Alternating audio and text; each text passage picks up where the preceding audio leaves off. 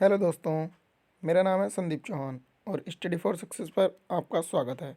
Friends, मुझे उम्मीद है आप सबका स्वास्थ्य अच्छा होगा और आपकी तैयारी भी बढ़िया से चल रही होगी। दोस्तों, जैसे कि हम सभी को मालूम है कि 28 दिसंबर से एनटीपीसी के एग्ज़ाम स्टार्ट हो रहे हैं और हमारा टारगेट है जीके में 40 में से 40 कवर करना। ठीक है फ्रेंड्स, तो इसी के लिए हमने एक जीके जीएस की सुपर सीरीज चला रखी है, जिसके अभी तक 5 लेक्चर हो चुके हैं और आज छठा लेक्चर है।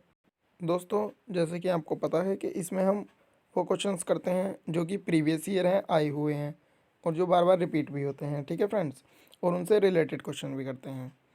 तो इस तरह से हमारे 10 से 12 मिनट में 30 से 40 क्वेश्चंस हो जाते हैं और वो हमें याद हो जाते हैं करते करते। ठीक है दोस्तों, तो अब स्टार्ट करते हैं फ्रेंड्स। स्टार्ट करने से पहले आप वीडियो को लाइक शेयर सब्सक्राइब जरूर कर दीजिएगा। तो दोस्तों, हमारा पहला क्वेश्चन है, भारत में सहकारी बैंक का स्तर त्रिस्तरीय है। ठीक है दोस्तों, जो भारत में सहकारी बैंक है फ्रेंड्स, वो त्रिस्तरीय है। अब सहकारी बैंक कौन से बैंक होते हैं दोस्तों? तो सहकारी बैंक दोस्तों वो बैंक होते हैं, सहकारी बैंक जो किसानों को ऋण देते हैं। किसानों के ऋण देने के लिए जो बैंक बने हुए हैं, ठीक है फ्रेंड्स, उन बैंकों को हम सहकारी बैंक कहते हैं। और जो दूसरे बैंक होते हैं, नॉर्मल बैंक होते हैं, जिसमें हम अपना पैसा सेव करते हैं, निकालते हैं ताकि हमें इंटरेस्ट वगैरह मिल सके, वो अलग बैंक होते हैं। ठीक है दोस्तों, अब ये जो सहकारी बैंक है ये त्रिस्तरीय होते हैं। त्रिस्तरीय कैसे होते हैं? ये दोस्तों राज्य स्तर पर होते हैं पहले, फिर ये ग्राम स्तर पर होते हैं और थर्ड नंबर पर ये पहले राज्य स्तर पर होते हैं, दूसरे नंबर पे जिला स्तर पर और तीसरे नंबर पे राज्य ग्राम स्तर पर होते हैं। ठीक है दोस्तों, तो अब नेक्स्ट क्वेश्चन पर आते हैं फ्रेंड्स। नेक्स्ट है हमारा, 4 बैंकों को मिलाकर यूनाइटेड बैंक ऑफ इंडिया की स्थापना की गई थी। ठीक है दोस्तों, तो यूनाइटेड बैंक ऑफ इंडिया की स्थापना कैसे की गई थी? 4 बैंकों को मिलाकर। अब आप इस तरह से ध्यान रख सकते हैं दोस्तों, ये शब्द आ रहा है यहाँ पर यूनाइटेड, और आपको मालूम होगा जो यूनियन होती है, यूनियन का मतलब होता है काफ़ी सारे लोगों का संगठन। ठीक है, ग्रुप होता है काफ़ी सारे लोगों का। तो इसी तरह से यूनाइटेड में 4 बैंकों का ग्रुप है। ये 4 बैंकों को मिला करके यूनाइटेड बैंक ऑफ इंडिया की स्थापना की गई थी। ठीक है फ्रेंड्स, तो हम नेक्स्ट क्वेश्चन पर आते हैं दोस्तों। नेक्स्ट है हमारा, नोटों का निर्गमन भारतीय रिजर्व बैंक करता है। ठीक है दोस्तों, अब निर्गमन क्या होता है? निर्गमन होता है दोस्तों रिलीज, जो नोटों को रिलीज करता है, जो मार्केट में उतारता है नोटों को, वो कौन उतारता है दोस्तों? वो उतारता है भारतीय रिजर्व बैंक ऑफ इंडिया। ठीक है, भारतीय रिजर्व बैंक। तो दोस्तों, भारतीय रिजर्व बैंक से बहुत ही ज़्यादा इंपॉर्टेंट क्वेश्चन आता है कि भारतीय रिजर्व बैंक की स्थापना कब हुई थी? तो दोस्तों, भारतीय रिजर्व बैंक की स्थापना हुई थी 1935 में। ठीक है फ्रेंड्स, भारतीय रिजर्व बैंक की स्थापना हुई थी 1935 में। और दोस्तों, एक और बहुत ज़्यादा इंपॉर्टेंट क्वेश्चन है जो आरबीआई से आता है कि इसका नेशनलाइजेशन कब हुआ था, राष्ट्रीयकरण कब हुआ था? तो दोस्तों, वो हुआ था इसका 49 में, 1949 में। तो ये दोनों ही क्वेश्चन आपको याद करने हैं दोस्तों, क्योंकि ये बहुत इंपॉर्टेंट है और ये नेशनलाइजेशन वाला बहुत ज़्यादा इंपॉर्टेंट है। ठीक है फ्रेंड्स, और अगर आपको वीडियो पसंद आ रही हो तो प्लीज़ यार लाइक शेयर सब्सक्राइब कर दीजिएगा। ठीक है, आप लोग बिल्कुल भी लाइक शेयर सब्सक्राइब नहीं करते हो, और मेरे साथ कंटिन्यू बने रहिएगा दोस्तों। डेली सुबह 8 बजे मेरी वीडियो आती है।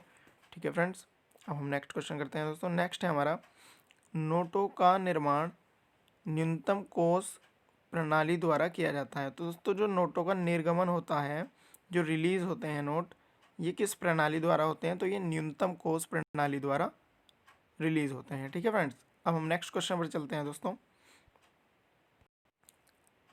तो नेक्स्ट क्वेश्चन है फ्रेंड्स, पूरे विश्व में स्टेट बैंक ऑफ इंडिया की शाखाएं सबसे अधिक हैं। ठीक है फ्रेंड्स, तो आप इसको ध्यान रखिएगा, ये कितना ज़्यादा इंपॉर्टेंट बैंक है, स्टेट बैंक ऑफ इंडिया। ठीक है, तो इसकी शाखाएं पूरे विश्व में सबसे अधिक हैं। ठीक है फ्रेंड्स, अब नेक्स्ट है दोस्तों, स्टेट बैंक की सहायता के लिए एसोसिएट बैंक की स्थापना 1958 में की गई थी। ठीक है, एसोसिएट बैंक की स्थापना की गई थी किसके लिए? स्टेट बैंक की सहायता के लिए। ठीक है फ्रेंड्स, तो स्टेट बैंक को सहायता चाहिए थी, उसके लिए एसोसिएट बैंक की स्थापना की गई। ठीक है, जैसे प्रोफेसर के नीचे होता ना एसोसिएट प्रोफेसर, प्रोफेसर की सहायता के लिए, इसी तरह से स्टेट बैंक की सहायता के लिए एसोसिएट बैंक की स्थापना की गई थी 1958 ईस्वी में। अब नेक्स्ट है फ्रेंड्स, भारत के विदेशी व्यापार को वित्त एवं अन्य सुविधाएं एक्सिम बैंक उपलब्ध कराता है। ठीक है दोस्तों। अब यहाँ पर एक्सिम बैंक क्या है? तो एक्सिम बैंक दोस्तों ये एक्सपोर्ट और इंपोर्ट बैंक होता है हमारा। तो आप इस तरह से भी आइडिया लगा सकते हैं कि जो विदेशी व्यापार है हमारा, विदेशी मतलब दूसरे देशों के साथ जो व्यापार होता है, उसके लिए पैसा कौन देता है? तो उसके लिए एक्सिम बैंक पैसा देता है हमारा। एक्सपोर्ट इंपोर्ट, ई एक्स से एक्सपोर्ट और आई एम से इंपोर्ट। ठीक है दोस्तों। तो विदेशी व्यापार को वित्त एवं अन्य सुविधाएं कौन देता है? एक्सिम बैंक देता है। अब हमारा नेक्स्ट क्वेश्चन है फ्रेंड्स, आयात निर्यात बैंक जो है, जो हमारा एक्सिम बैंक है, इसकी स्थापना कब की गई थी? तो इसकी स्थापना की गई थी दोस्तों 1982 में। ठीक है फ्रेंड्स, इसकी स्थापना की गई थी 1982 में। और मैंने अभी आपको बताया था कि आरबीआई की स्थापना कब की गई थी? 1935 में। और उसका राष्ट्रीयकरण कब हुआ था आरबीआई का? तो वो हुआ था दोस्तों 1949 में। ठीक है फ्रेंड्स, तो ये तीन चीज़ें आपको ध्यान रखनी है दोस्तों। और लाइक शेयर कर दीजिएगा फ्रेंड्स, जो नए लोग जुड़े हुए हैं और वीडियो देख रहे हैं। ठीक है दोस्तों, अब हम नेक्स्ट क्वेश्चन पर चलते हैं। तो नेक्स्ट क्वेश्चन है फ्रेंड्स हमारा, देश का सबसे बड़ा फील्ड संगठन कौन सा है? तो दोस्तों फील्ड संगठन सबसे बड़ा है हमारा भारतीय जीवन बीमा निगम का। ठीक है फ्रेंड्स, भारतीय जीवन बीमा निगम का। तो ये हमारा सबसे बड़ा फील्ड संगठन है। अब नेक्स्ट है दोस्तों, जानकी रमन समिति का संबंध किससे है? तो दोस्तों जानकी रमन समिति का संबंध जो है वो प्रतिभूति घोटाले से है। प्रतिभूति घोटाले से। ये समिति क्यों बनाई गई थी दोस्तों?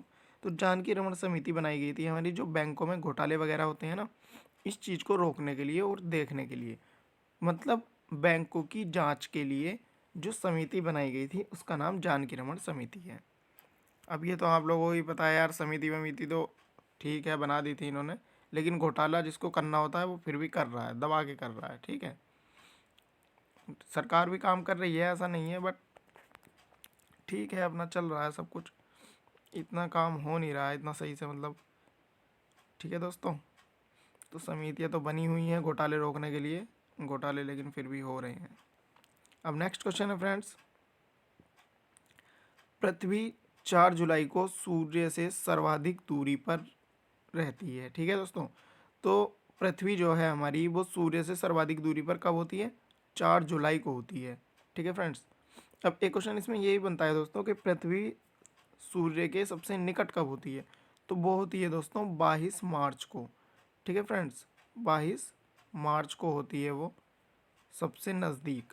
22 मार्च को सूर्य के सबसे नज़दीक होती है और 4 जुलाई को सूर्य से सर्वाधिक दूरी पर होती है पृथ्वी। ठीक है दोस्तों, ये दोनों ही इंपॉर्टेंट क्वेश्चन हैं फ्रेंड्स। हेलो दोस्तों, हाँ भाई, अरे सो तो नहीं गए वीडियो देखते देखते? अबे यार थोड़े बहुत हाथ पैर हिला लो ज़रा, वीडियो वीडियो लाइक वाइक कर दिया करो। ठीक है, ऐसे सो मत। पेपर आ गया है 28 तारीख को। अब चलो नेक्स्ट क्वेश्चन पर चलते हैं अब। तो नेक्स्ट क्वेश्चन है फ्रेंड्स हमारा, पृथ्वी पर अक्षांश रेखाओं की संख्या कितनी है? तो दोस्तों ये अक्षांश रेखाओं की संख्या है हमारी 180। ठीक है फ्रेंड्स। और पृथ्वी पर, लास्ट वाला पहले करते हैं, पृथ्वी पर कुल 360 देशांतर रेखाएं हैं। ठीक है दोस्तों, तो देशांतर रेखाएं कितनी है हमारी? 360 रेखाएं हैं देशांतर। और अक्षांश रेखाएं हैं 180। तो ये आपको ध्यान रखना है दोस्तों, ये बहुत ही ज़्यादा बार आया हुआ है और बहुत ज़्यादा रिपीटेटिव क्वेश्चन है। ठीक है फ्रेंड्स, अक्षांश रेखाएं 180 हैं और देशांतर रेखाएं 360 हैं। और दोस्तों उत्तरी गोलार्ध में 23.5 डिग्री पर हमारी पृथ्वी झुकी हुई है, ये आपको मालूम होगा। कर्क रेखा कहते हैं जिसको। ठीक है दोस्तों, 23.5 डिग्री को, और 23.5 डिग्री पर ही हमारी पृथ्वी भी झुकी हुई है। अब दोस्तों उत्तरी गोलार्ध क्या होता है मैं आपको बता देता हूँ, अभी अभी क्लियर कर देता हूँ। तो ये पृथ्वी इस तरह से है। ठीक है फ्रेंड्स, पृथ्वी इस तरह से है। तो इसमें हमारा यहाँ पर दक्षिण साइड होती है, आपको मालूम होगा। और यहाँ पर क्या होता है? उत्तर साइड होती है।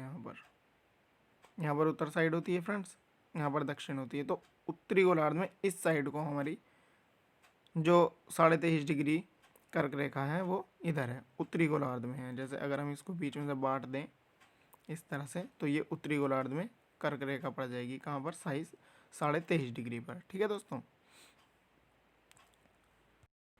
फ्रेंड्स, आपकी सुविधा के लिए मैंने अपने चैनल पर काफ़ी सारी वीडियोस डाली हुई हैं पहले से ही। आपको मालूम होगा अभी जो दिल्ली पुलिस का एग्ज़ाम हुआ था, तो दोस्तों उस एग्ज़ाम में काफ़ी क्वेश्चंस आए हैं मेरी वीडियोस से, क्योंकि मैं प्रीवियस ईयर क्वेश्चंस करवाता हूँ और उससे रिलेटेड क्वेश्चन बताता हूँ। ठीक है दोस्तों, पहले मैंने कुछ वीडियोस में कंसेप्ट भी बताया हुआ है और बाद में क्वेश्चंस करवाए हुए हैं प्रीवियस ईयर, तो आप वहाँ पर जा कर के देख सकते हैं, आपको बहुत ज़्यादा फ़ायदा होगा। ठीक है दोस्तों, और जो लोग लाइक सब्सक्राइब नहीं कर रहे हैं, मेरी उनसे प्लीज़ रिक्वेस्ट है कि लाइक सब्सक्राइब करते रहा कीजिएगा। इससे मैं भी मोटिवेट रहता हूँ और आपके लिए अच्छे अच्छे क्वेश्चंस लेकर के आता रहता हूँ। ठीक है फ्रेंड्स, तो अब हम नेक्स्ट वीडियो में मिलेंगे नए क्वेश्चंस के साथ। तब तक के लिए bye bye, thank you and all the best.